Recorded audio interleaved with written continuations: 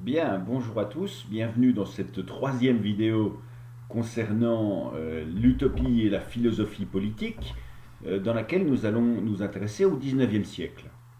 Et nous allons mettre en pratique, en quelque sorte, ce que nous avons vu lors de la précédente vidéo, à savoir que chaque auteur va faire une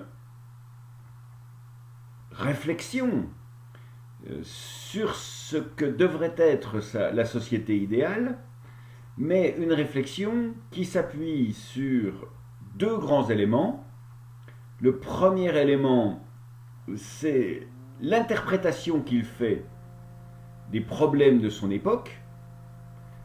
Qu'est-ce qui ne va pas dans mon époque? Et donc la proposition que je vais faire, c'est une amélioration de ce qui ne va pas. Mais un autre élément qui est aussi la culture que je possède et qui va m'amener à interpréter mon époque d'une certaine façon. J'ai dit dans la précédente vidéo que trois grandes influences pouvaient émerger. La première, c'est la philosophie antique. Il a existé des républiques dans l'Antiquité, à Athènes, à Rome. Deuxième grande influence, l'influence britannique du XVIe, XVIIe, XVIIIe siècle.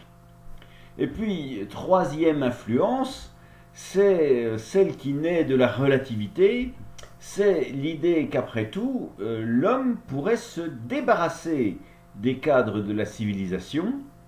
On verra par exemple que tout le mouvement fourieriste, ce sera ma vidéo suivante, tout le mouvement lié à la philosophie de Charles Fourier consistera finalement à partir. On prend un ensemble d'individus et on quitte la civilisation telle qu'elle est pour en créer une autre. Et cette idée, elle naît des suites de la découverte de l'Amérique et elle va s'accompagner d'une réflexion sur la nature de l'homme. L'homme, s'il n'avait pas les carcans de la civilisation et de la société, il serait bon. Mais comme il vit dans une société structurée par l'histoire, par la culture, eh bien, il a les travers de sa société. C'est le mythe du bon sauvage, et on va la voir comme ce mythe du bon sauvage, on va le voir comme grille d'interprétation d'un certain nombre d'auteurs. Alors je vais m'intéresser à trois auteurs aujourd'hui, qui sont François-René de Chateaubriand, qui sont Alexis de Tocqueville et qui sont Jules Michelet. Ces auteurs, ce qui est intéressant, c'est qu'ils analysent à peu près en même temps la société de leur temps. Surtout, c'est qu'ils se posent la même question. Et la question, c'est comment terminer le processus révolutionnaire.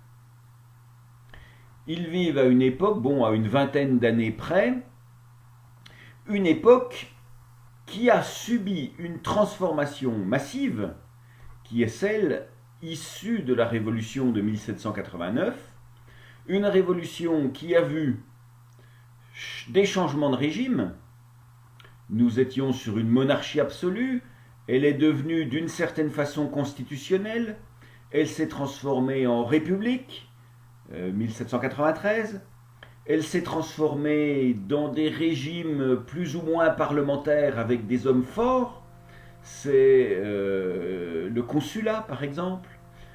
Elle devient en 1804 un empire, elle redeviendra une monarchie de 1815 jusqu'en 1848, monarchie constitutionnelle, plus ou moins là encore. Donc ils voient se succéder, nos auteurs, ils voient se succéder les régimes, ils voient se succéder aussi les troubles révolutionnaires, bien sûr 1789, mais beaucoup d'autres révolutions, 1830, des révolutions en 1848, des troubles très importants en 1832. Les troubles de 1832, c'est ceux-là qui seront décrits par Victor Hugo dans Les Misérables. Nous avons donc une société qui est en mutation politique. Elle est en mutation sociale avec l'émergence de nouveaux modes de travail, avec l'émergence de nouvelles forces qui transforment la production, la vapeur qui prend de plus en plus de place. Elle est en mutation parce qu'il y a de plus en plus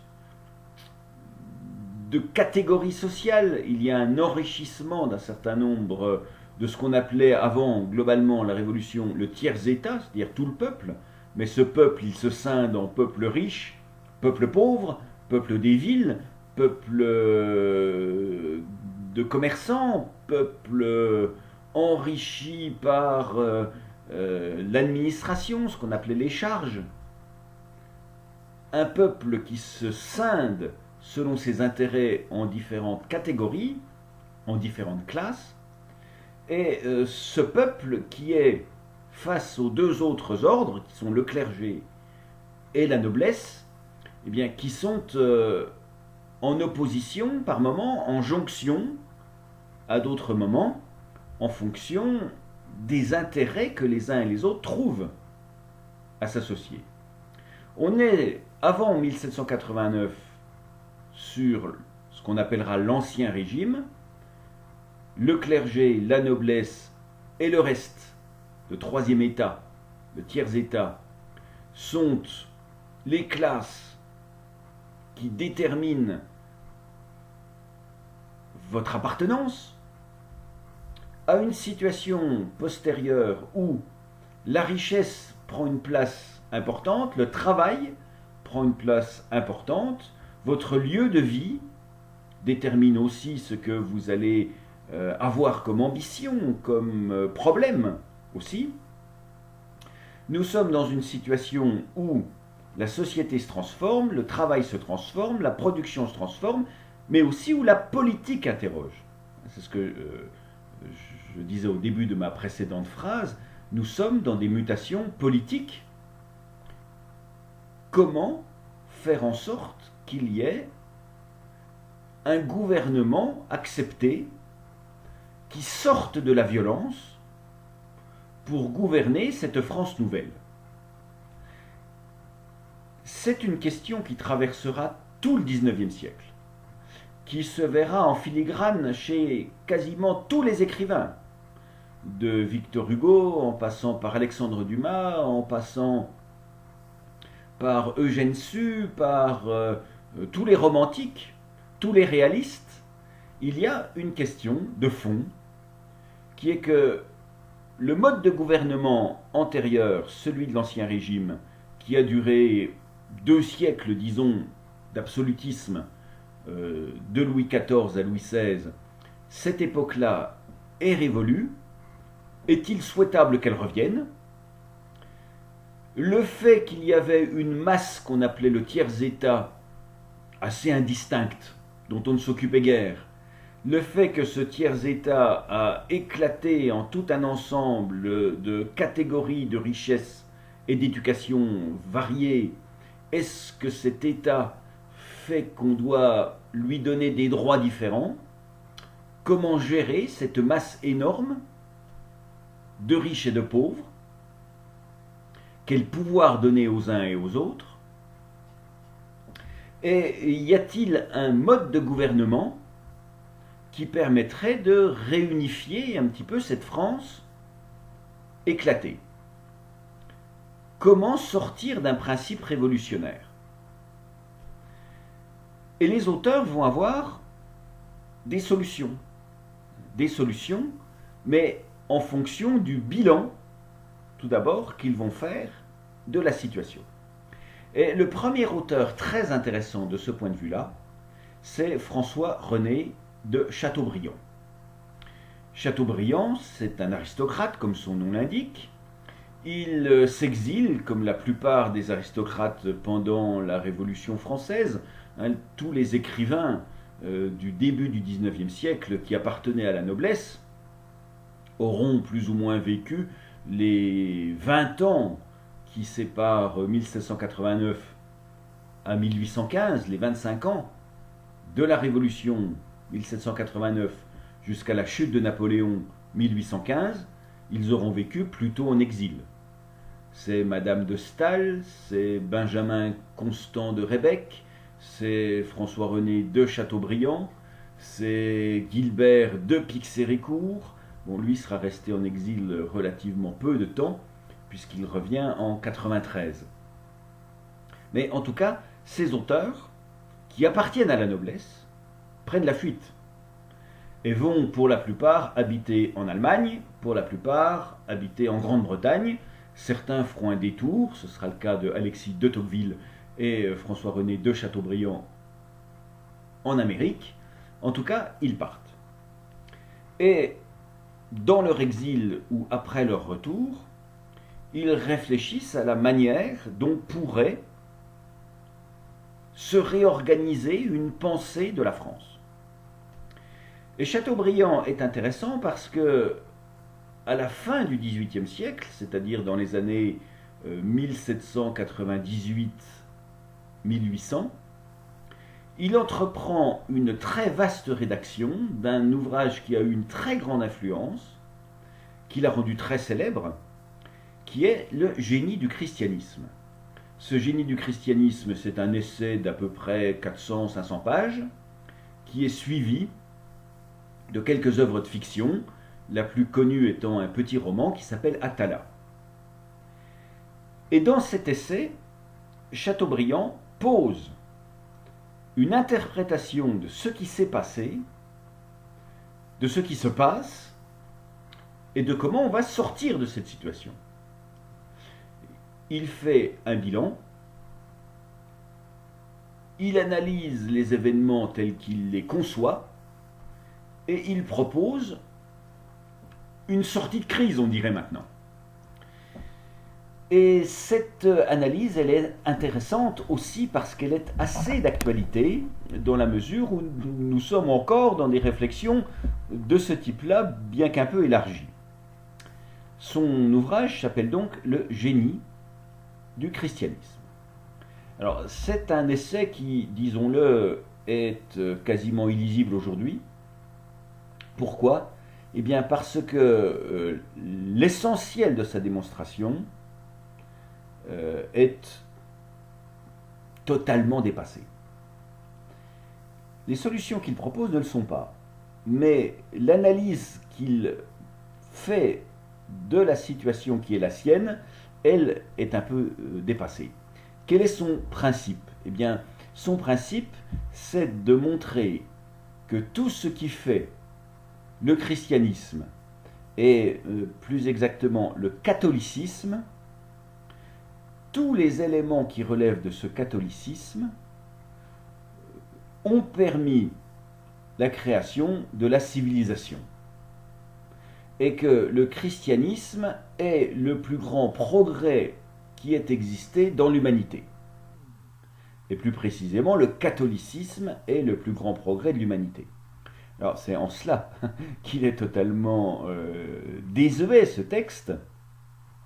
Si je prends les différentes parties, on a un premier livre qui s'appelle Mystères et Sacrements, dans lequel il va montrer la grandeur de la rédemption, de l'incarnation du Christ en homme, des sacrements, de la communion, de la confirmation après la communion, du mariage, de l'extrême-onction. Il y a un livre 2 dans lequel il va s'intéresser aux lois et vertus morales du christianisme, l'espérance, la charité, la foi. Il va montrer dans le livre 3, 4, les vérités manifestées par la Bible, la chute de l'homme, le serpent, le déluge, la datation de la Terre. C'est une question déjà qu'on se pose. Est-ce que la Terre a bien, comme on le pense bibliquement, 6000 ans d'âge ou plus ? Il va ensuite s'intéresser à l'existence de Dieu, aux miracles, aux créations, en montrant que tout ce qui nous entoure est l'œuvre de Dieu, les oiseaux, les plantes, les hommes évidemment. L'immortalité de l'âme occupera le livre 6. Puis nous avons un deuxième grand ensemble qui va montrer que tous les progrès de l'humanité sont faits du génie de cette religion chrétienne. Et ce faisant, il confond deux éléments qu'à notre époque nous ne confondons plus du tout, qui sont d'un côté la religion et de l'autre côté le fait religieux. La religion, qu'est-ce que c'est? C'est un ensemble de textes sacrés, pour ceux qui suivent cette religion, textes qui expliquent en général la création du monde. Ça c'est la religion.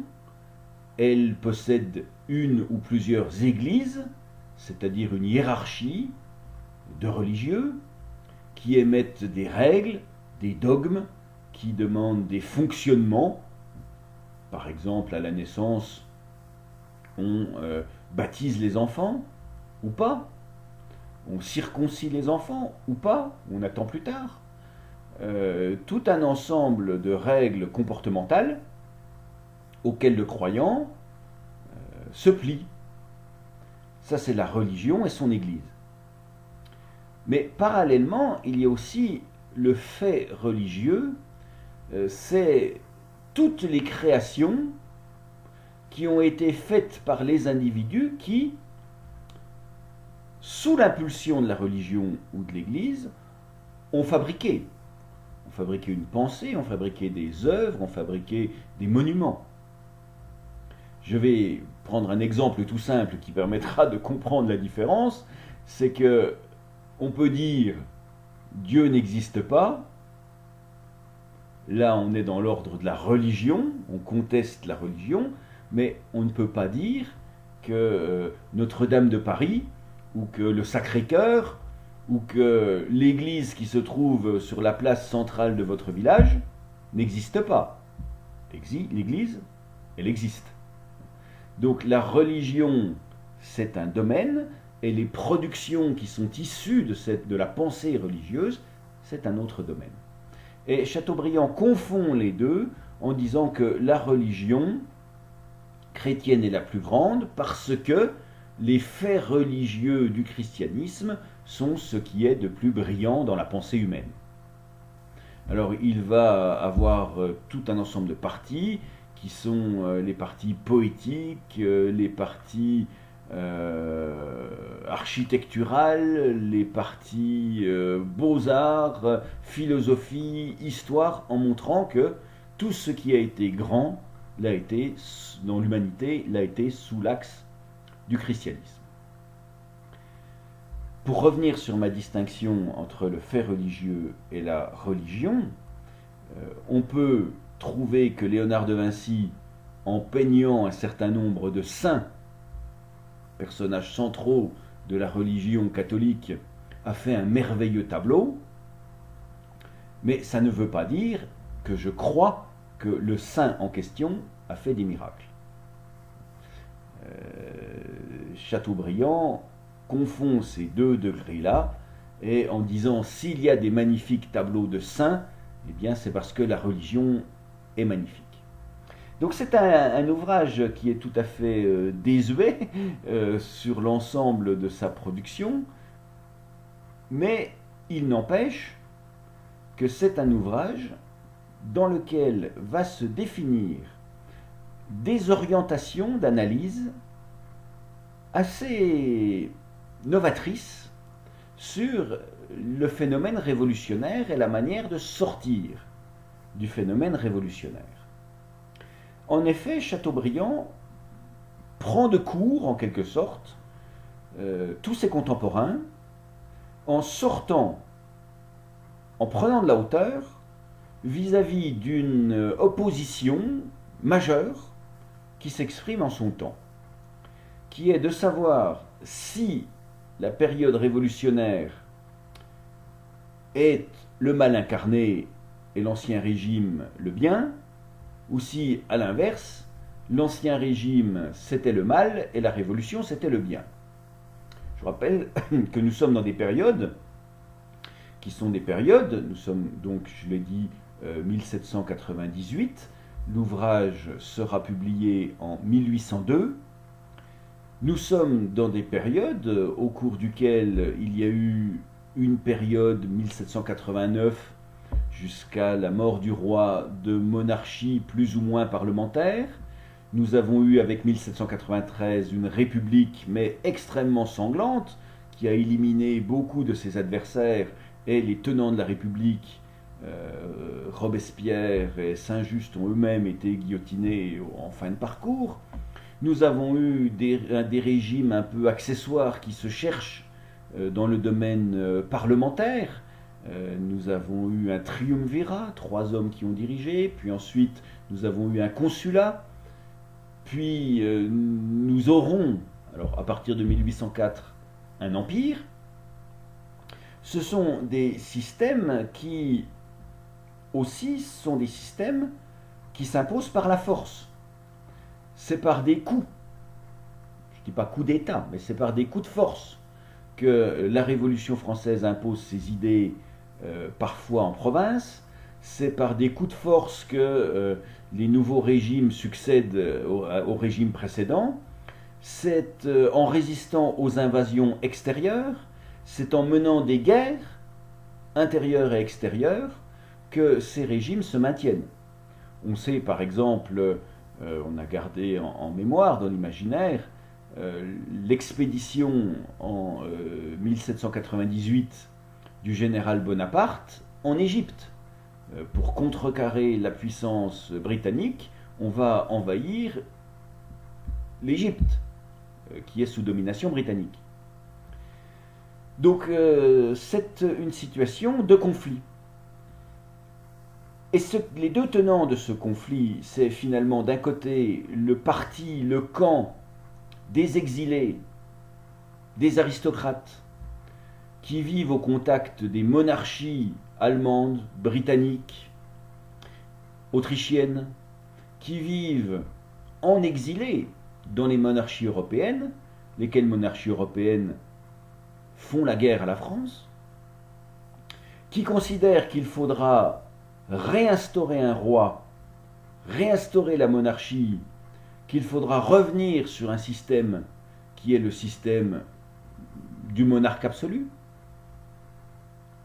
Et parallèlement, eh bien, il y a la pensée révolutionnaire, on dit parfois jacobine parce que les jacobins ont davantage théorisé que les autres leur pensée politique, qui considèrent que l'ancien régime était affreux et que la révolution a été l'instauration de la liberté.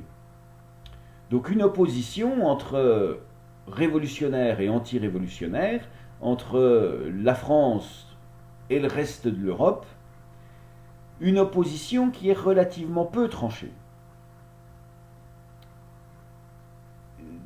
La France et les autres États ont des arguments pour justifier de leur positionnement. Au bout du compte, cette opposition fait deux camps relativement hermétiques. Et Chateaubriand prend un peu de court tout le monde. Et il prend de court tout le monde parce que, à travers sa présentation du christianisme, eh bien, il développe deux informations. Une première, c'est que le christianisme a toujours été une force révolutionnaire. Le christianisme, en s'opposant aux empereurs romains, en s'appuyant sur le peuple,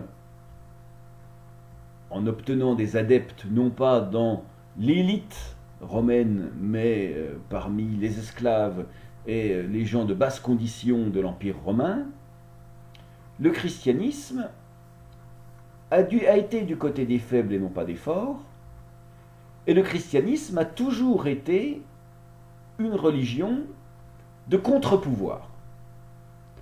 Elle a permis au Moyen-Âge d'instaurer des paix entre les seigneurs en guerre, d'instaurer des jours de repos, d'instaurer une culture globale et commune qui ont fait que les barbares, au lieu de s'auto-déchirer, s'entre-déchirer, déchirer leurs voisins, ont obtenu une paix générale chrétienne, plus ou moins, une paix.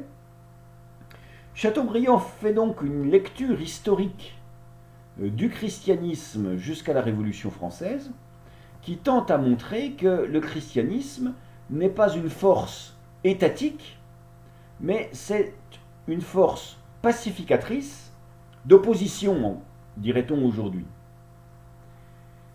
Et donc le christianisme est un pouvoir révolutionnaire en soi, c'est une idée neuve en quelque sorte. C'est Saint-Just qui disait que le bonheur est une idée, une idée nouvelle en Europe. Eh bien, Chateaubriand aurait pu dire que le christianisme est la force révolutionnaire centrale de l'histoire européenne. Donc en s'appuyant sur l'analyse du fait religieux pour dire que on n'est pas soit révolutionnaire, soit anti-révolutionnaire, mais qu'il y a une pensée qui est centrale dans la culture et qui elle-même est faite de transformation, Chateaubriand, effectivement, surprend énormément. Et il surprend d'autant plus qu'une part éclairée, tout de même, des deux camps, le camp révolutionnaire et le camp aristocratique en exil, réfléchissait à une manière de sortir du problème, à une manière de réunifier un petit peu la France. Donc au lieu de faire deux blocs séparés, dire de toute façon il y a quand même une force qui a toujours existé, qui était révolutionnaire, et finalement la Révolution française, c'est un phénomène de la grande révolution chrétienne, ça permet de limiter les oppositions, en tout cas de trouver des points communs d'achoppement. Et quand le frère de Louis XVI, Louis XVIII, arrivera au pouvoir en 1815, il reste au pouvoir jusqu'à sa mort en 1824, eh bien, ce sera un roi qui sera un roi de compromis, et qui aura bien compris qu'on ne peut pas revenir sur ce qui s'est passé antérieurement, et qu'il faut donc désormais gérer l'héritage de l'Ancien Régime, c'est-à-dire qu'il est le roi Bourbon, frère de Louis XVI, mais l'héritage aussi de l'Empire. Il a une aristocratie, la noblesse d'Empire, qui était faite par Napoléon, et puis il y a ces bourgeois enrichis, il y a ces bourgeois savants, il y a ces membres du peuple qui travaillent dans l'artisanat, dans l'industrie naissante. Le peuple, c'est un ensemble protéiforme, et avec cette monarchie de retour, avec cette aristocratie de retour, eh bien, il va falloir composer avec ces différents éléments. C'est un des grands sujets aussi de la littérature du XIXe siècle, c'est la réunification de tous ces mélanges créés par l'époque révolutionnaire. Je vous donne deux exemples tout simples de cela. Il y a un roman de Balzac qui s'appelle Le Colonel Chabert. Chabert est un enfant du peuple, enfant trouvé, engagé dans l'armée. Il a fait toutes les campagnes napoléoniennes. Napoléon l'a nommé colonel au bout de sa carrière. Comte, il l'a anobli, le comte-colonel Chabert. Il s'est marié avec une ancienne prostituée qui est devenue donc comtesse Chabert. Et puis un jour au combat, à la bataille d'Eylau, il est porté disparu. On le croit mort, l'Empire s'effondre, le roi nouveau Louis XVIII arrive, et puis quelques années après, il revient, le colonel Chabert. Il revient et il revendique ses titres, son argent, son grade de colonel. Mais le problème, c'est que sa femme, entre-temps, le croyant mort, s'est remariée. Et elle s'est remariée avec un comte d'ancien régime, un exilé de retour. Et comme nous sommes sous une monarchie, elle n'a pas l'intention de reprendre son comte impérial. Donc cette confrontation, voilà, elle est le sujet aussi de la littérature. On voit ça encore chez Victor Hugo dans Les Misérables. Le colonel de Pontmercy, blessé au combat à Waterloo, sauvé par Thénardier, n'a pas pu, dans les temps, revendiquer et son titre et son grade. Il en a donc été déchu. Et son fils, Marius, eh bien, revendique, jusqu'à l'obtenir en fin de roman, revendique à la fois le titre de son père et le grade de son père, qui lui avait été conféré par Napoléon, mais nous ne sommes plus sous Napoléon. Nous sommes sous un roi nouveau. Louis XVIII, donc, il a essayé de composer. Et Chateaubriand a été un soutien de cette pensée harmonisatrice, pourrait-on dire. Le roi qui a suivi, de 1824-1830, qui est Charles X, encore un frère de Louis XVI, lui ne sera pas du tout dans cet ordre d'atermoiement ou alors de jonction. C'est le retour de l'Ancien Régime dans toute sa splendeur, et ça aboutira à de nouveau une révolution, celle de 1830, qui le renversera. Il finira sa vie en Grande-Bretagne en exil. Donc Chateaubriand, en partant du principe qu'au bout du compte, la Révolution française, c'est un grand changement, mais que le christianisme lui-même est une force révolutionnaire de changement, il permet de regarder l'opposition jacobin aristocrate d'une autre façon. Et puis surtout, il va développer une deuxième idée, très révolutionnaire là encore, c'est de dire que le fondement du christianisme, c'est la recherche de la liberté. Alors cette évidemment, c'est une notion qui pose des grandes interrogations sur cette période, puisque la Révolution française a émis tout un ensemble de lois qui sont des lois très limitatrices de la liberté. Napoléon en fera encore beaucoup, mais la Révolution française, est-ce l'introduction de la liberté dans le champ politique en France? Ça, c'est ce que disent les Jacobins, les révolutionnaires, ou pas? Et Chateaubriand, eh bien, il va aussi éclairer le principe de manière tout à fait nouvelle. En fait, ce que va prôner Chateaubriand, c'est cette idée que la liberté a toujours été le fondement de la religion chrétienne, que cette liberté s'est incarnée dans des contre-pouvoirs, et que ces contre-pouvoirs existent à toutes les époques, et c'est ces contre-pouvoirs-là qui sont les promoteurs de la liberté face à l'instauration de gouvernements qui, eux, eh bien, ne représentent pas la liberté, mais au contraire l'anti-liberté. Autrement dit, aux révolutionnaires, il dira vous n'êtes pas la liberté puisque la liberté elle est ailleurs. Et aux partisans de la monarchie, il dira vous n'êtes pas la liberté parce que la liberté elle est ailleurs.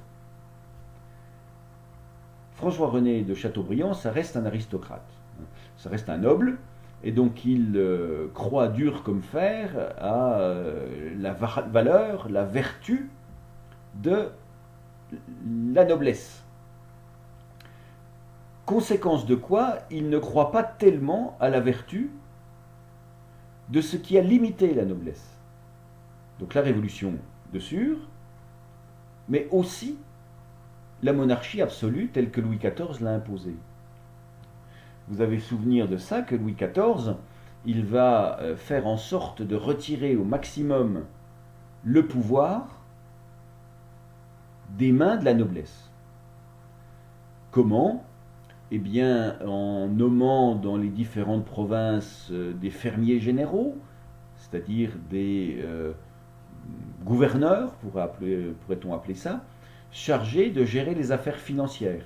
Ce n'est plus l'aristocrate qui va collecter les impôts, en garder une part pour lui, transmettre à Paris. Non, c'est des fermiers généraux qui vont organiser la vie économique. Donc le pouvoir économique échappe à la noblesse. D'autre part, cette noblesse, on va lui donner des charges, des fonctions administratives. Et ces charges, eh bien, elles vont faire en sorte que la noblesse sera davantage aux ordres du pouvoir royal. Donc Louis XIV, il va faire en sorte que se développe un monarque ayant tout pouvoir face à une noblesse qui en a de moins en moins. Et Chateaubriand dit, voilà, typiquement, une situation d'absence de liberté. Le christianisme, au contraire, a toujours prôné la liberté. Donc le christianisme, la vraie pensée chrétienne, où est-ce qu'elle se trouve? Eh bien, elle se trouve du côté de la noblesse, elle se trouve du côté des organisations nobiliaires, la pairie par exemple, les nobles se rassemblent, comme encore actuellement en Grande-Bretagne, en chambre des pairs, donc en parlement de la noblesse, en contre-pouvoir de la noblesse. Là, la liberté, elle est. Elle est dans le fait qu'on s'assemble et on s'oppose à une volonté unique monarchique. Donc Chateaubriand, à l'opposition jacobin, révolutionnaire et aristocrate exilé, dit vous n'êtes ni l'un ni l'autre dans le vrai ou dans le faux. L'ancien régime n'était pas l'absence de liberté. Tout le Moyen-Âge a montré que la noblesse était garante d'une certaine liberté. Ce qui était l'absence de liberté, c'était le roi absolu. Et puis la Révolution, avec toutes ces lois, tous ces massacres, toutes ces oppositions, eh bien, elle non plus n'est pas dans la liberté. Il faudrait retrouver un socle commun pour pouvoir réunifier la société. Donc c'est évidemment le christianisme, ce socle commun, et faire en sorte que des contre-pouvoirs, il pense évidemment au rétablissement ou à l'établissement sur le modèle britannique d'une monarchie parlementaire, une monarchie qui aurait un roi, mais secondée par une chambre qui serait la chambre des gens issus du peuple, et la chambre des lords, la chambre des pairs, issus de la noblesse, et que ce système-là, eh bien ce système-là garantirait la liberté parce qu'il y aurait des contre-pouvoirs. Donc oui, l'idée centrale de Chateaubriand, de ce fait, c'est de dire que la Révolution française n'est pas un accident de l'histoire, mais c'est un phénomène qui s'inscrit dans le grand mouvement du christianisme, et puis qu'il n'y a pas le bien et le mal, mais qu'il y a un principe de limitation de la liberté face à un principe de contre-pouvoir, et qu'il faut retrouver un système où nous aurions tous une morale commune, une culture commune, une religion structurante, commun à tous, qui nous permettrait aussi de créer des institutions avec un roi, certes, mais des institutions de contre-pouvoir. Alors lisons quelques petites phrases de Chateaubriand qui illustrent cela. Alors voilà d'abord une petite série. La liberté est sur la croix du Christ et l'on descend avec lui. Le génie évangélique est éminemment favorable à la liberté. La liberté ne vient point du peuple, elle ne vient point du roi, elle ne sort point du droit politique, mais du droit de la nature, ou plutôt du droit divin. Elle émane de Dieu qui livra l'homme à son franc arbitre. Donc là, on est sur la reprise de ce grand débat qui était est-ce que l'homme est libre ou pas libre de ses jugements. Il est catholique, donc il pense que l'homme est libre de ses choix. Dieu a laissé l'homme libre de ses choix, et ce faisant, Dieu a donné la liberté à l'homme. Cependant, il s'est construit une institution royale qui a limité cette liberté. Et de fait, pour Chateaubriand, Louis XIV, Louis XV, Louis XVI étaient finalement des rois qui n'étaient pas très chrétiens. Des rois qui ne manifestaient pas l'essence même du christianisme, à savoir laisser la liberté aux individus. Donc, la Révolution a fait œuvre de liberté en éliminant la monarchie absolue, mais elle-même étant construite sur de mauvaises bases, elle n'obtient pas la liberté, mais une nouvelle tyrannie.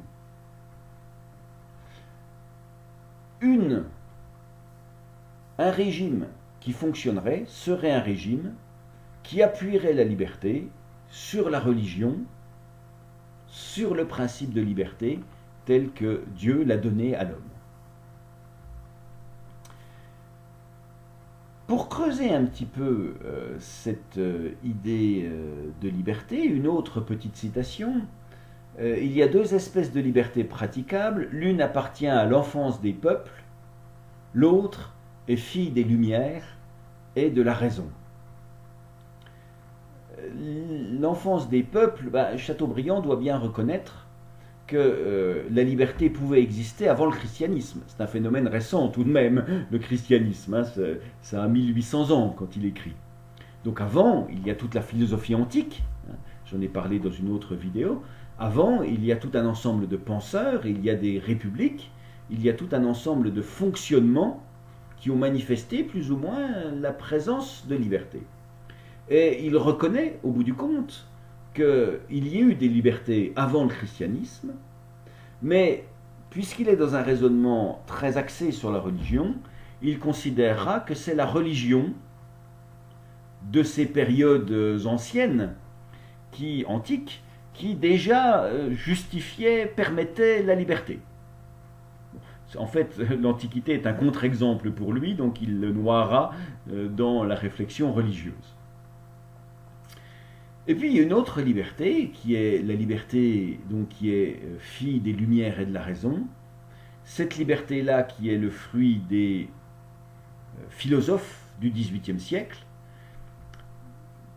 dans laquelle il fera une petite distinction entre ceux qui étaient des philosophes tournés vers la religion et qui ont donc défini une liberté conforme à la pensée chrétienne. Il pense à Rousseau par exemple, et ceux qui, comme Voltaire au contraire, étaient athées et n'ont pas défini une liberté sur laquelle on puisse s'appuyer pour construire quelque chose. Une petite citation sur l'athéisme qui nous permettra de comprendre la chose. L'athéisme n'est bon à personne, ni à l'infortuné auquel il ravit l'espérance, ni à l'heureux dont il dessèche le bonheur, ni au soldat qu'il rend timide, ni à la femme dont il flétrit la beauté et la tendresse, ni à la mère qui peut perdre son fils, ni au chef des hommes qui n'ont pas plus de sûr garant de la fidélité des peuples que la religion. Bon, je serais tenté de dire que cette phrase, elle ne veut rien dire du tout. Une mère qui serait athée n'aimerait pas ses enfants, un soldat qui serait athée ne serait pas courageux. Tout ça c'est tout de même, une femme qui serait athée ne serait plus belle. Bon, tout ça c'est tout de même un peu vide de sens. En tout cas, il y a une liberté qui s'est exprimée ponctuellement, et quand elle s'accompagne du développement d'une pensée de type chrétien, eh bien, elle obtient les meilleurs résultats. Arrive aussi avec Chateaubriand, le retour de la pensée du bon sauvage, tel que je la définissais dans une précédente vidéo. Je disais tout à l'heure que au bout du génie du christianisme, il y avait des œuvres de fiction, dont Atala. Atala qui raconte l'histoire d'un jeune Français, René, qui rencontre Chactas, un Indien en Amérique, et Chactas lui raconte une aventure de jeunesse d'un vieil Indien, comment il fut recueilli par Atala, une jeune fille, et comment ils vécurent libres, heureux, au contact de la nature. C'est le mythe du bon sauvage. Mais ce mythe du bon sauvage, nous avons vu un texte de Rousseau qui définissait ce qu'était le bon sauvage.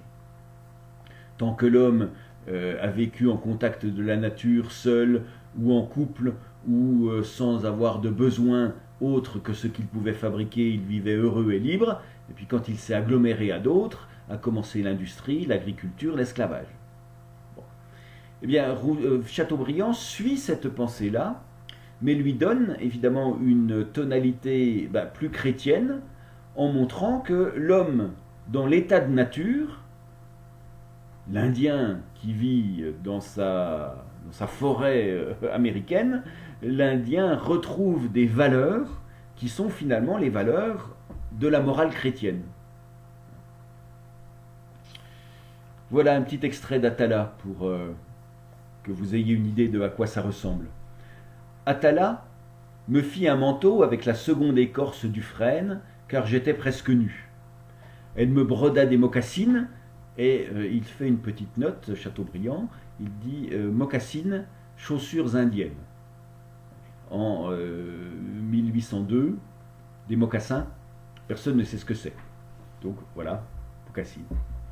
Donc elle me broda des mocassines de peau de rat musqué avec du poil de porc-épic, un aspect un peu exotique, on est en Amérique.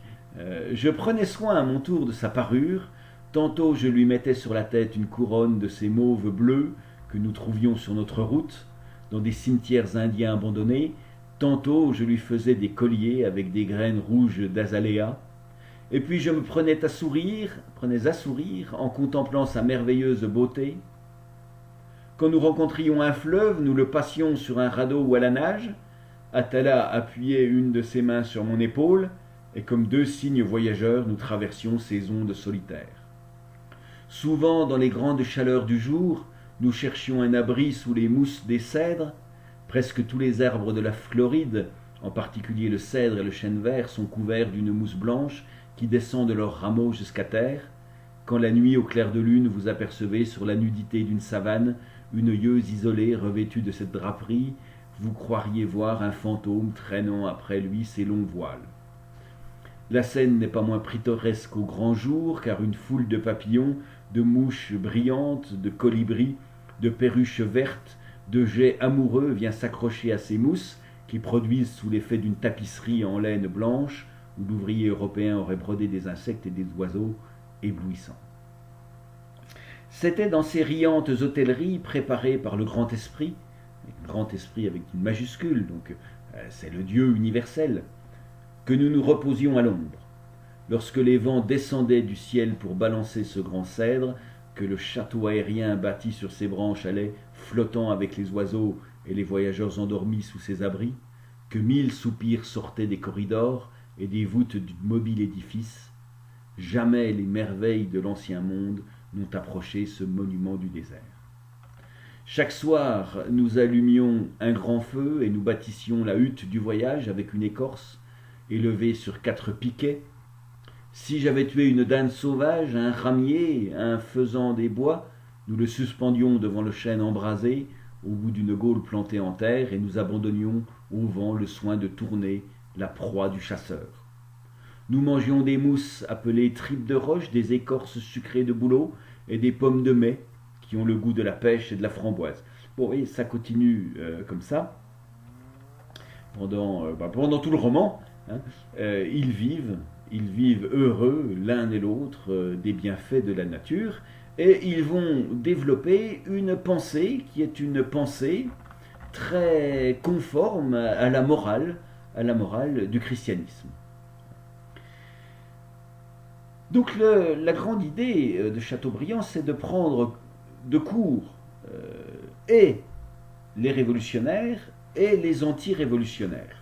Nous avons parmi les anti-révolutionnaires Louis de Bonald et Joseph de Maistre, qui sont deux grands théoriciens du christianisme et de l'anti-révolutionnaire. Pour Louis de Bonald, voilà une petite citation, l'individu est au service de la société et pas l'inverse. Les individus n'existent que dans et pour la société. Il n'y a pas de liberté. Vous appartenez à un tout, vous êtes une branche, un élément de ce tout, et vous n'avez pas à revendiquer une place dans l'organisation générale de ce tout. Vous êtes un rouage et vous obéissez en tant que rouage. Pour Joseph de Maistre, autre citation, la société idéale est un bloc où les différents ordres, à commencer par l'Église, la noblesse et les corporations, composent une architecture hiérarchique sans fissure. Nous avons une organisation fixe qui était celle de l'Ancien Régime, qui était parfaite. Bien, reprenant les mêmes fondements théologiques du christianisme, Chateaubriand amène autre chose. À savoir qu'il y a des corps intermédiaires, qu'il y a des contre-pouvoirs, et que c'est cela qui garantit, conformément aux vertus chrétiennes, qui garantit la liberté. Alors cette pensée, elle est très bien reçue. Voilà encore une petite citation que je tire là directement de Chateaubriand, donc c'est dans sa conclusion. Pour nous, nous sommes convaincus que le christianisme sortira triomphant de l'épreuve terrible qui vient de le purifier. La révolution, c'est un épiphénomène du christianisme. Ce qui nous le persuade, c'est qu'il soutient parfaitement l'examen de la raison et que plus on le sonde, plus on y trouve de profondeur. Ses mystères expliquent l'homme et la nature, ses œuvres appuient ses préceptes, sa charité sous 1000 formes a remplacé la cruauté des anciens. Il n'a rien perdu des pompes antiques et son culte satisfait davantage le cœur et la pensée. Nous lui devons tout, lettres, sciences, agriculture, beaux-arts. Il joint la morale à la religion et l'homme à Dieu. Jésus-Christ, sauveur de l'homme moral, l'est encore de l'homme physique. Il est arrivé comme un grand événement heureux pour contrebalancer le déluge des barbares et la corruption générale des mœurs. Quand on nierait même au christianisme ses preuves surnaturelles, la résurrection, il resterait encore dans la sublimité de sa morale, dans l'immensité de ses bienfaits, dans la beauté de ses pompes, de quoi prouver suffisamment qu'il est le culte le plus divin et le plus pur que jamais les hommes aient pratiqué. Donc avec Chateaubriand, eh bien, nous avons cette idée que la révolution était un phénomène, que si elle retrouvait des bases qui étaient des bases chrétiennes, si elle retrouvait une organisation qui exalte les vertus communes du christianisme, eh bien, elle permettrait d'accéder à la liberté. La liberté, encore citation, ne doit point être accusée des forfaits que l'on commis sous son nom. Il est de fait que la liberté est une chose excellente. D'après cela, faut-il verser des torrents de sang pour l'établir chez un peuple, en tel degré que ce peuple ne la comporte pas? Est-ce qu'on impose la liberté par la force? Voilà une question que pose Chateaubriand dans le génie du christianisme et que George Bush ne s'est pas posée quand il a envahi l'Irak. Ou l'Afghanistan. Donc nous avons une réflexion qui fait une sorte d'interprétation de son temps sur des bases nouvelles. Et comme je le dis, qui a beaucoup de succès parce que au bout du compte, cela permet d'une certaine façon la réunification de deux pensées qui se voulaient absolument contraires. La France doit pouvoir rebondir en intégrant les avancées de la Révolution et l'essentiel de l'Ancien Régime, parce que nous allons avoir un peuple qui va retrouver sa culture commune dans la religion, et parce que nous allons avoir un peuple qui va se donner des structures qui sont des structures, de ce fait, de contre-pouvoir. Alors, Chateaubriand, donc 1802, est dans une pensée tout de même très intéressante, dans la mesure où on peut se demander par bien des aspects si nous ne sommes pas encore dedans. Est-ce qu'un État doit avoir une culture identique pour tous ses membres? Est-ce que nous devrions être tous de culture identique pour pouvoir assumer un fonctionnement correct de notre société? Vous verrez que dans la vidéo suivante, que Fourier prend une position en disant non, on doit être très hétérogène, mais dans une autre vidéo, celle sur Gobineau, que Gobineau dit oui, il faut que nous ayons une unité culturelle. Chateaubriand pose la question, répondrait plutôt oui. Ensuite, la deuxième question qu'il pose, qui est très moderne, très 21e siècle, c'est est-ce que la religion est ce socle commun qui unit un pays? Alors, vous pouvez répondre ce que vous souhaitez à la question. On peut constater que la Russie, il y a un mois, a dit oui. Le président Vladimir Poutine a décrété que la religion orthodoxe était le fondement de l'État russe. On peut voir aussi que c'est le cas en Grèce. On peut voir aussi que c'est finalement le cas aussi en Pologne. On peut s'interroger sur les États-Unis. Les États-Unis, n'est-ce pas le lieu où toutes les religions forment un socle commun qui se confond avec l'idéologie nationale Dieu sauve les États-Unis. Bon. C'est une pensée qui émerge encore, cette pensée de Chateaubriand. Et puis surtout, il y a cette idée que ce qui fait un bon gouvernement, c'est la liberté. La liberté laissée aux individus, et que cette liberté, elle se fait par contre-pouvoir. Une remarque en passant, c'est dans ce texte, donc de 1802, que se trouve pour la première fois utilisé le mot libéralisme dans son sens moderne. Chateaubriand dit en effet qu'il y a la liberté, qui se traduit par le libéralisme. Le libéralisme, c'est le fait de vouloir la liberté, de mouvement, de pensée, mais que cette liberté, elle peut aussi s'exprimer dans le domaine économique, du commerce. C'est le fait que l'État ne contrôle plus les activités d'argent.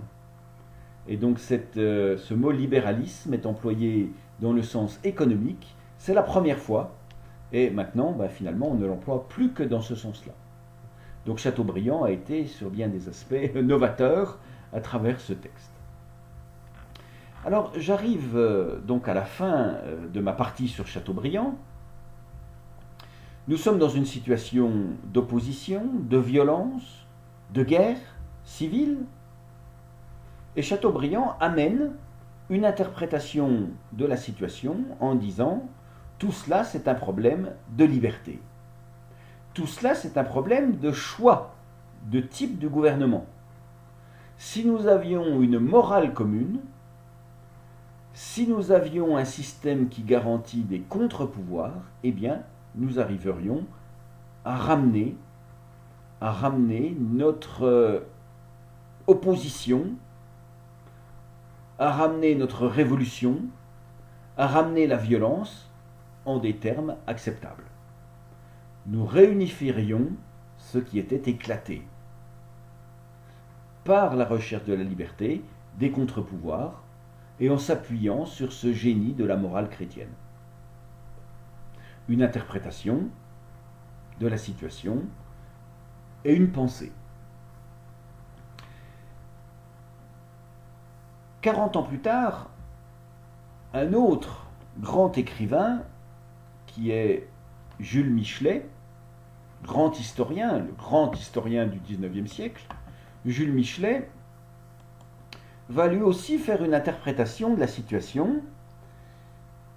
Il est sous le même finalement régime politique que celui que Chateaubriand vivait.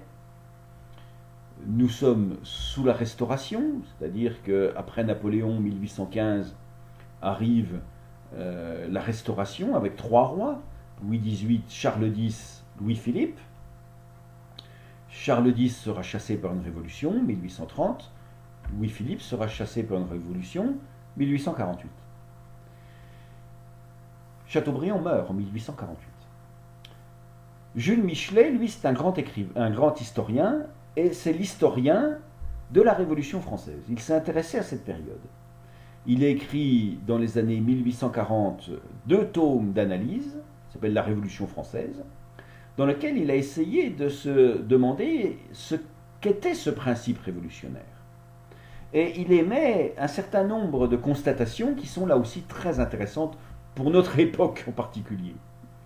En effet, il considère qu'il y a période révolutionnaire à partir du moment où partout émergent des contestations non coordonnées, non reliées aux mêmes événements, mais qui émergent ponctuellement partout et qui aboutissent donc à des formes de violence puisqu'elles ne sont pas entendues.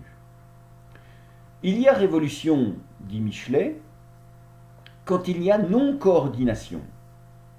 Le principe révolutionnaire, c'est un principe d'émergence ponctuelle partout de contestations qui tournent à la violence.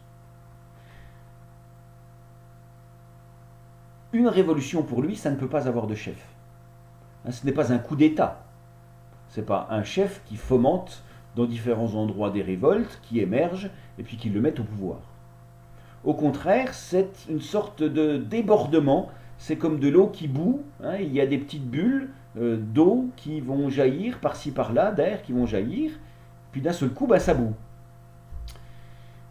Dans son analyse de la Révolution française, les historiens modernes disent que Michelet a volontairement limité un petit peu le rôle des grands révolutionnaires, le rôle de Robespierre, le rôle de Danton, le rôle de Camille Desmoulins, pour insister beaucoup sur cet mouvement incontrôlable de révolte ponctuelle.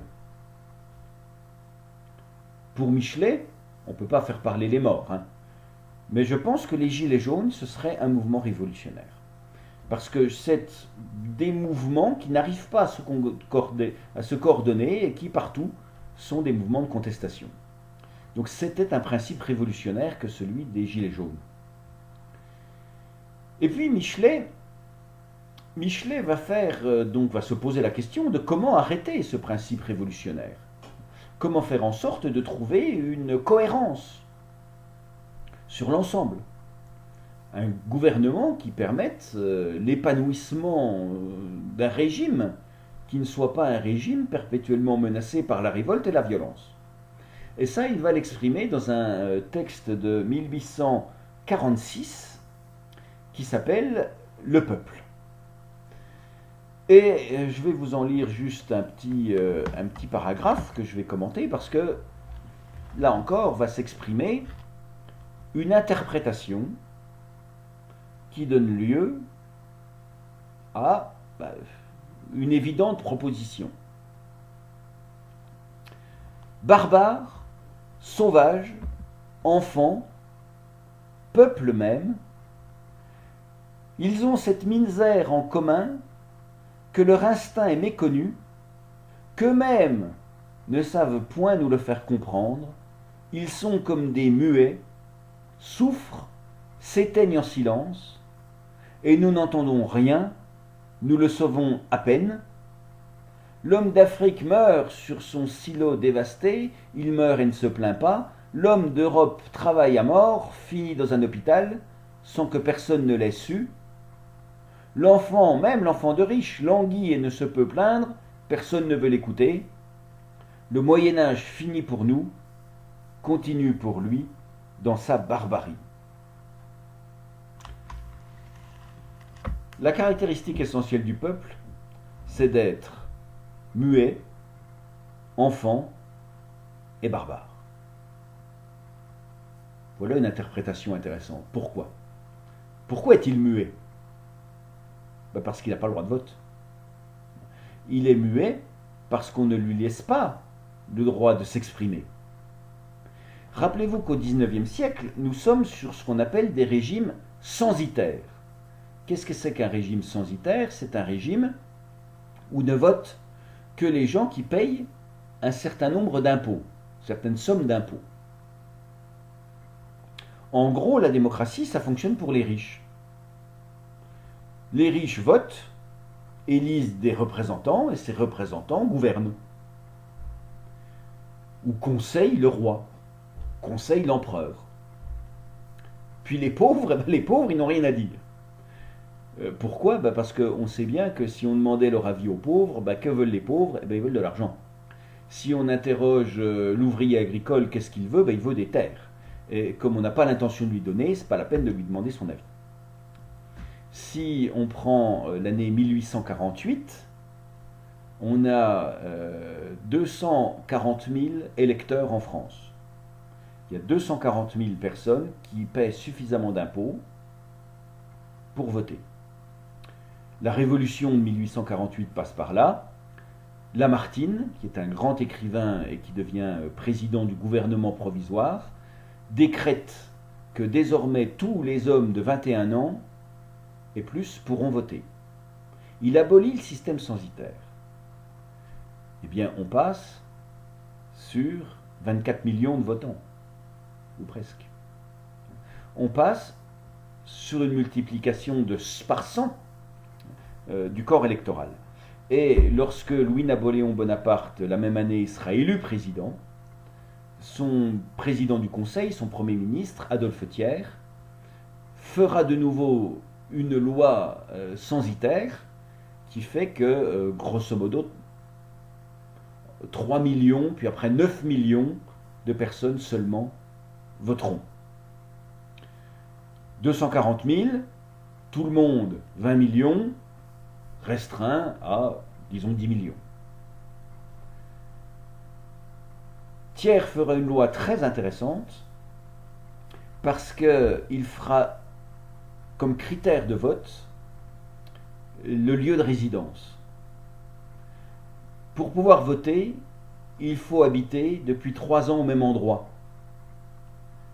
Or, on a comme grand métier, en quelque sorte, des pauvres, on a le métier d'employé de fabrique ou d'ouvrier, et ceux-ci changent de travail souvent de fabrique, et donc ils sont assez mouvants. Et puis surtout, nous avons un autre grand métier qui est celui d'ouvrier agricole. L'ouvrier agricole, il vend sa force de travail à des fermes, à des individus, et donc il est en été là où il y a des productions d'été, et en hiver là où il y a des productions d'hiver. Il est saisonnier. Et donc en faisant en sorte qu'il faille habiter depuis 3 ans au même endroit pour voter, on élimine tous les pauvres du corps électoral. Que veut l'ouvrier agricole? Il veut la terre, donc on ne lui demande pas son avis. Donc nous sommes, sur ce 19e siècle, nous sommes majoritairement sur des lois électorales censitaires, donc les pauvres sont muets. Et, dit Michelet, vous voulez arrêter la violence? Transformez-leur du statut de muet en statut de parlant. Donnez-leur le droit de vote. Je fais une parenthèse qui n'est pas scientifique, mais c'est notre problème de la Ve République, actuellement, aujourd'hui. Nous avons un président et un parlement qui sont élus en 2 mois, et qui par la suite vont gouverner pendant 5 ans, en perdant systématiquement toutes les élections. Ça a été le cas du monsieur Sarkozy, ça a été le cas de monsieur Hollande, c'est le cas de monsieur Macron. Ils ont perdu les cantonales, les régionales, les départementales, les municipales, les sénatoriales, ils ont tout perdu. Mais ça n'a aucune incidence sur leur politique. Donc si on veut arrêter la violence, il faut arrêter que le peuple soit muet, c'est-à-dire il faut faire en sorte que l'expression du droit de vote ait des conséquences. On pourrait d'ailleurs sur notre époque s'interroger sur le référendum sur la Constitution européenne de 2006. Le peuple dit non et il revient sous une autre forme qui n'est votée que par le Parlement. Donc vous voulez qu'il n'y ait pas de violence, que le corps électoral soit apaisé, eh bien dit Michelet, donnez le droit de vote au peuple. Et tenez-en compte, bien sûr. Donc le peuple y est muet. Et il a une deuxième caractéristique, c'est qu'il est enfant. Qu'est-ce que ça veut dire enfant? Et Michelet nous dit, ça veut dire que ils s'éteignent en silence, eux-mêmes ne savent point leur instinct. Le peuple, il ne sait pas ce qu'il veut. Et pourquoi ne sait-il pas ce qu'il veut? Parce qu'il lui manque l'élément fondamental pour pouvoir avoir une pensée construite, à savoir l'instruction. Nous sommes en 1846, les écoles viennent d'être créées. La loi qui crée les écoles communales en France, c'est la loi de François Guizot de 1837. Elle crée les écoles communales de garçons, elle demande aux communes de créer des écoles, mais ces écoles ne sont ni gratuites ni obligatoires. Donc ne sont dedans finalement que ceux qui étaient avant dans les écoles gérées par les institutions religieuses ou par les institutions scolaires, payantes, qui ne concernaient que les riches. La loi de 1851, dite loi Fallou, elle créera les écoles communales pour filles. Elle créera aussi un ensemble de bourses. Elle dira que les enfants les plus pauvres peuvent aller gratuitement dans les écoles communales. Mais ça ne concerne encore personne. Quand on lit Victor Hugo, quand on lit Zola, où sont les enfants? Ils sont à l'usine, ils sont à la mine. Il faut attendre 1881 pour que l'école, elle devienne obligatoire et gratuite. Donc le peuple n'a pas accès à l'instruction. Donc le peuple ne comprend pas le système global. Le peuple ne comprend pas les enjeux politiques, les enjeux économiques, parce qu'il n'a pas l'instruction, il ne sait ni lire ni écrire. Il est muet, il n'a pas le droit de vote. Il est enfant, il ne sait pas trop ce qu'il veut.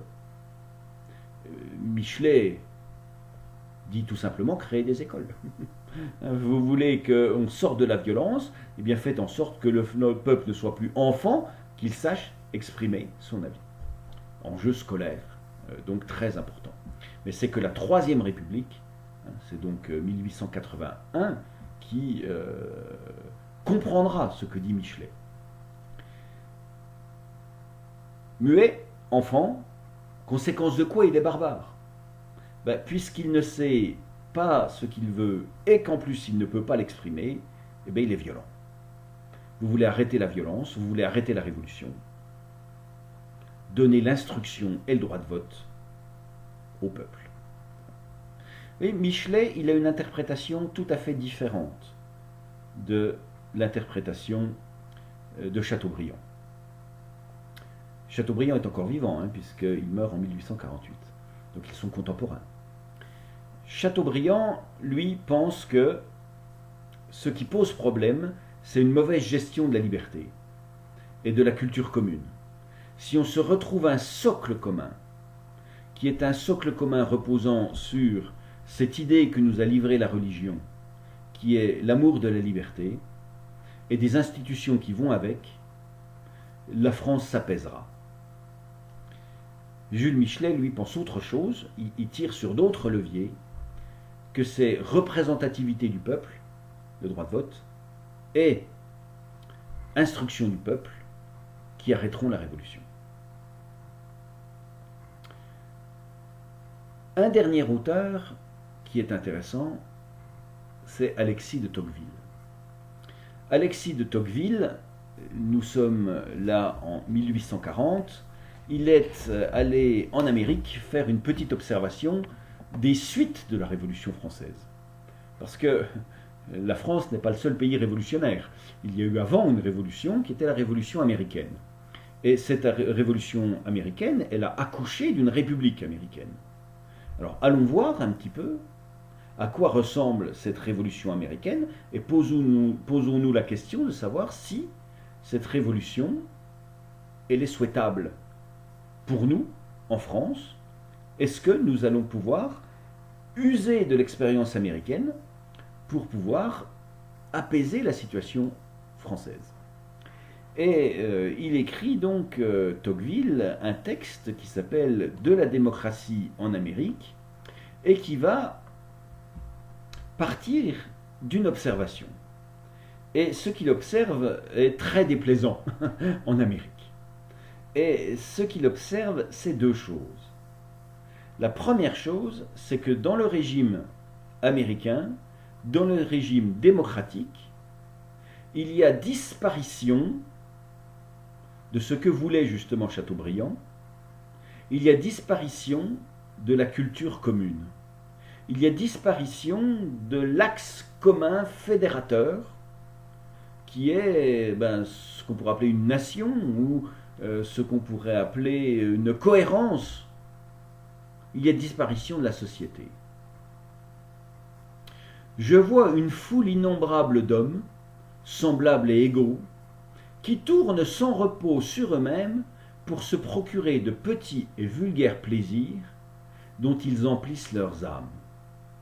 Chacun d'eux, retiré à l'écart, est comme étranger à la destinée de tous les autres. Ses enfants et ses amis forment pour lui toute l'espèce humaine. Quant au reste de ses concitoyens, il est à côté d'eux, mais il ne les voit pas. Il les touche et ne les sent point. Il n'existe qu'en lui-même et pour lui seul, et s'il lui reste encore une famille, on peut dire qu'il n'a plus de patrie. Le danger de la situation actuelle, c'est de faire en sorte qu'il n'y ait plus de collectif, que chaque individu soit isolé. Alors Chateaubriand avait sa réponse. Culture religieuse, morale, commune. Michelet a sa réponse. Éducation. Droit de vote. Pour l'instant, Tocqueville, il a le problème. Les individus ne sont plus qu'une petite partie isolée. Et si vous avez suivi ma vidéo sur l'influence de l'Antiquité, vous verrez que là, ce dont il est question, c'est du problème posé par Aristote. Avec Chateaubriand, l'influence du mythe du bon sauvage, donc Rousseau, était très présente. Là, c'est le texte d'Aristote qui est davantage mis en scène, à savoir qu'un État, qu'est-ce que c'est? C'est un ensemble de familles qui se fédèrent. Le problème là, c'est qu'on n'a plus que les familles. Famille là, famille ici, famille là, famille encore là, mais on n'a plus de collectif. Donc, attention, nous ne sommes pas des individus, nous sommes une nation. Et le danger, c'est que nous ne soyons que des individus. Et attention, il y a un autre danger. C'est que celui qui va être au-dessus de nous, l'État, le pouvoir, eh bien, il va s'appliquer à nous séparer encore et à nous occuper avec des choses vides. Au lieu de nous élever, au lieu de nous fédérer, au lieu de nous inspirer, le pouvoir va nous amuser, nous noyer, nous écraser, nous isoler, mais pas par la force. Et c'est là que l'analyse de Tocqueville elle est très intéressante, c'est de dire que en fait la vraie dictature, c'est pas celle qui vous envoie des fusils, des hommes armés qui tirent. La vraie dictature, c'est celle qui vous donne des tas de règles que vous ne pouvez jamais suivre. Et donc vous êtes toujours en défaut parce que vos règles, les règles qu'on vous impose, vous écrasent en permanence, vous ne savez jamais si vous êtes dedans ou dehors. Je vais vous donner un exemple de cela qui est assez intéressant sur l'Allemagne de l'Est. L'Allemagne de l'Est avait un système de police très développé, la Stasi, où les uns et les autres faisaient des rapports sur son voisin, sur sa femme, pour les dénoncer quand ils étaient à côté des règles. Et en fait, ce qui a posé problème à la Stasi, c'est qu'à un moment donné, jusqu'à un quart de la population d'Allemagne de l'Est envoyait des rapports de délation, de dénonciation, mais que ça faisait une telle masse qu'il n'y avait plus personne pour lire les rapports.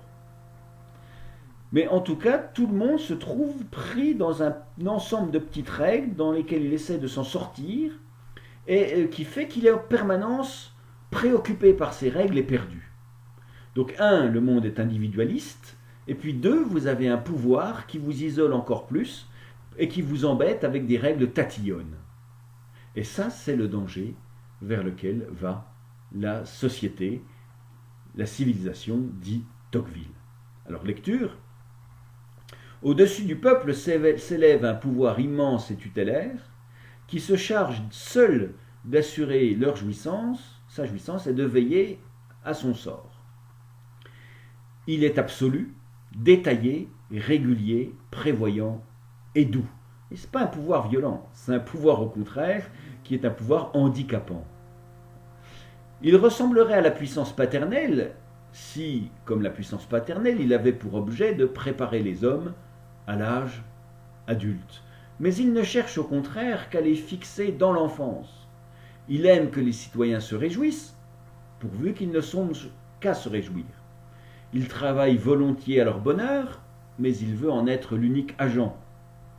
Il pourvoit à leur sécurité, prévoit et assure leurs besoins, facilite les plaisirs, conduit les principales affaires, dirige les industries, règle les successions, divise les héritages. Que ne peut-il aussi ôter le trouble de penser et la peine de vivre? Alors que fait-il dans le détail ce pouvoir?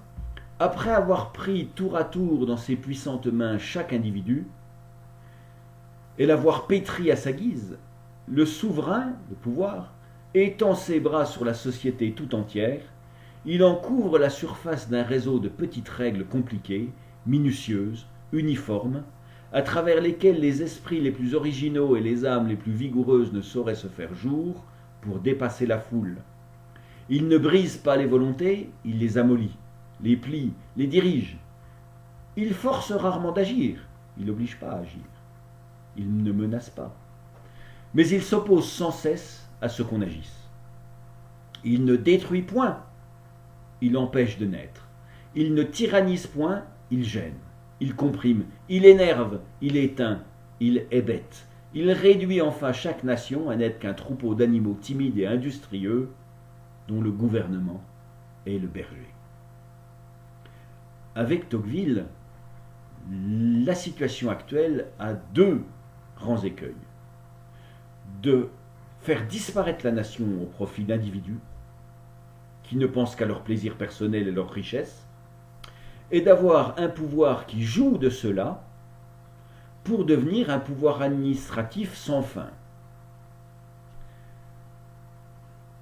Alors on peut s'interroger sur les régimes politiques du XXe siècle, avec cette grille d'analyse-là. Nombreux sont ceux que l'on pourrait désigner comme Tocqueville désignait l'Amérique des années 1840. Et donc la solution apportée par Tocqueville, c'en est encore une autre par rapport à Chateaubriand et à Michelet, c'est de dire qu'il faut restructurer la nation. Il faut recréer une nation cohérente.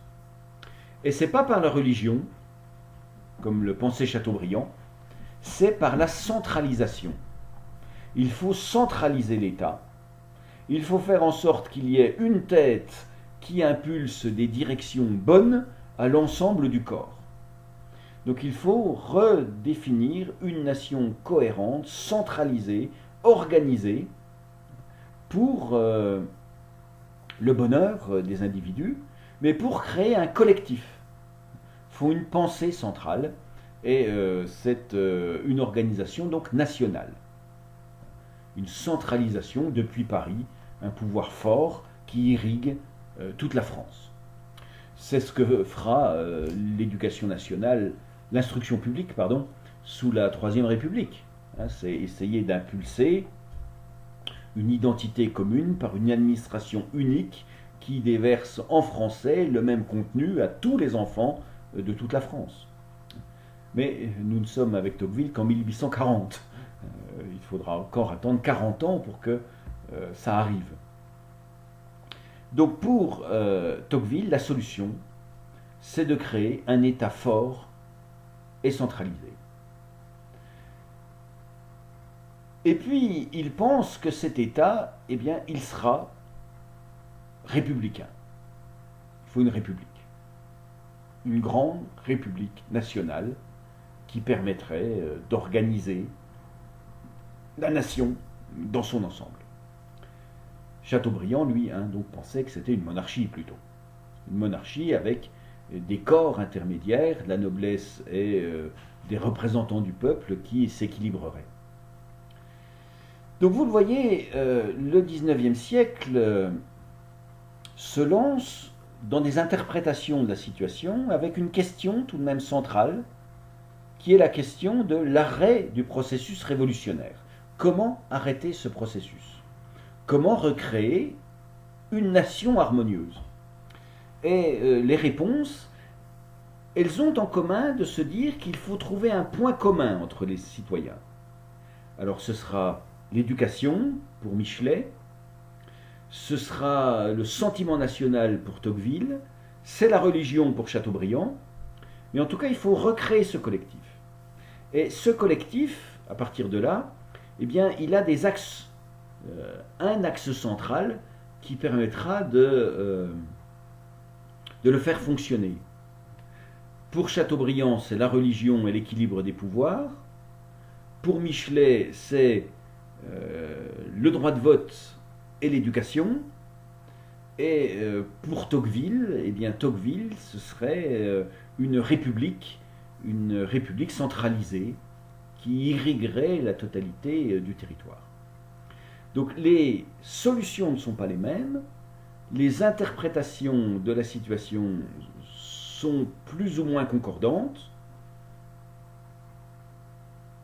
mais la finalité n'est pas tout à fait identique pour les uns et pour les autres. Vous verrez avec ma vidéo suivante ce qu'il en est de la pensée de ce qu'on appelle les trois philosophes utopiques, qui sont donc Charles Fourier, Pierre-Joseph Proudhon et Karl Marx, comment ils interprètent eux la situation et quelles solutions ils proposent. Nous verrons par la suite les interprétations et propositions de quelques grands écrivains comme Arthur-Joseph de Gobineau, Émile Zola ou Jules Verne. Au revoir à tous.